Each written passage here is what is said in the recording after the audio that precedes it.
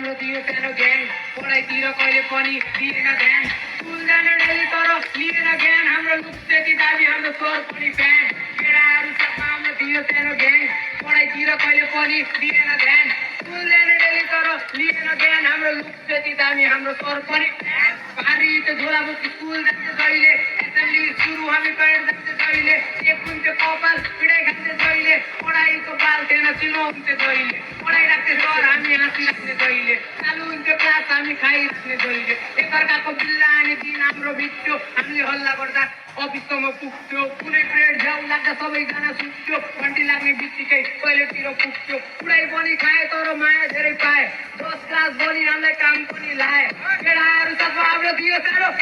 पढाइतिर कहिले पनि दिएन स्कुल जाने डेली तर लिएन हाम्रो लुक त्यति दामी हाम्रो सर पनि केटाहरू सबै हाम्रो दियो सानो पढाइतिर कहिले पनि दिएन स्कुल जाने डेली तर लिएन हाम्रो लुक त्यति दामी हाम्रो सर पनि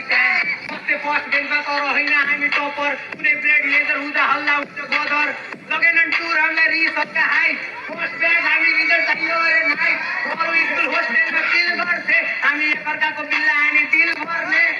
सामाजिक आउँदा फेरि निकाउँथे